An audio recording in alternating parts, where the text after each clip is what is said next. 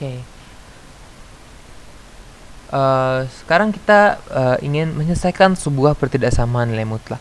Ada beberapa bentuk ya. Kita bahas beberapa bentuk sekaligus. Jika fx, jadi x ini variabel, oke, dan a ini konstanta ya.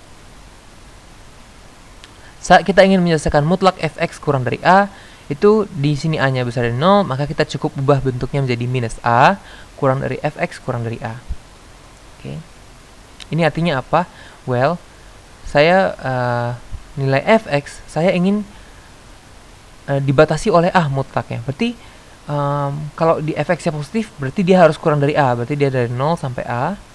Atau kalau dia negatif, dia tidak boleh kurang dari minus a. Oke. Jadi nilai itu harus diantara ini. Oke. Ya, tandanya menyesuaikan. Jika ini kurang dari sama dengan, maka ini kurang dari sama dengan ya. Jadi sifat yang diturunkan itu adalah kita cukup menyelesaikan, menghilangkan tanda mutlak. Oke, karena jika kita tahu penyelesaian tanda mutlak ini, kita tahu juga kita udah menyelesaikannya menjadi masalah yang sederhana ya, yang tanda mutlaknya sudah hilang. Oke, jadi jika nilai mutlaknya dibatasi oleh a, maka nilai fx-nya itu dibatasi oleh minus a dan a. Oke, intinya itu. Kemudian mutlak fx besar dari a dengan a besar dari 0 diubah ke bentuk ini. Oke. Fx, mutlak fx besar dari a, maka jika a besar dari 0, maka jika fx-nya memang positif, maka nilainya harus besar dari a. Oke. Oke, jadi di sini a, tentu mutlak di sini karena a-nya positif, maka tentu di sini kita ingin dia besar dari a. Dan jika fx, mutlak fx, jika fx-nya kurang dari a, negatif, maka tentu kita pengen supaya nanti dia dimutlakin besar dari a. Berarti dia harus kurang dari minus a gitu. Jadi syaratnya ada dua, yaitu fx kurang dari minus a atau fx besar dari a.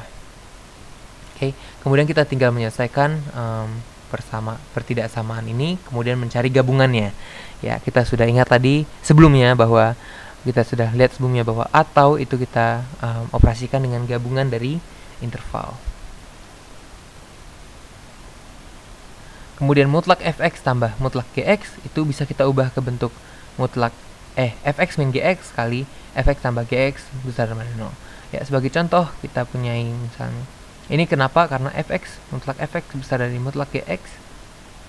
Oke, kita tahu kedua ruas itu positif, oke, non negatif, sehingga kita bisa kuadratkan. Oke. Jadi mutlak fx kuadrat besar dari mutlak gx kuadrat, sehingga hasilnya adalah fx kuadrat kurang dari besar dari gx kuadrat. Oke, ini juga dari sifat sebelumnya. Oke.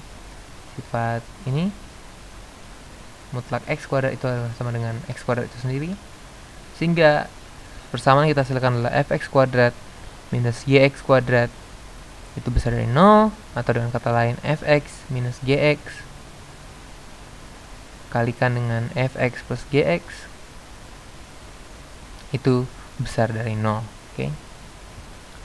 Nah, kita tinggal menyelesaikan, kita cukup cek tanda ini positif atau negatif, dan ini positif atau negatif. Oke. Tentu saja kita cukup periksa apakah plus itu hasilnya plus, negatif itu hasilnya negatif, dan seterusnya. Kemudian a kurang dari mutlak fx kurang dari b itu bisa kita ubah ke bentuk berikut. Kayak misalnya di sini 1 kurang dari mutlak fx mutlak kurang dari 2, tentu nilainya yang mungkin di sini nilainya mungkin adalah 1 kurang dari fx kurang dari 2 atau minus 2 kurang dari fx kurang dari minus 1. Oke. Tentunya di sini AB-nya positif ya. Jadi kita menyelesaikan pertidaksamaan ini. Dan jadi kita 1 kurang dari fx kurang dari 2 itu kita selesaikan secara manual, kita gabungkan ya, solusi 1 kurang dari fx dan fx kurang dari 2. Kemudian ini kita gabungkan. Kemudian kita hitung juga di sini minus 2 kurang dari fx itu solusinya apa, dan fx kurang dari minus 1 itu solusinya apa. Kemudian kita gabungkan dengan kita gabungkan kedua solusinya dengan operasi gabungan himpunan.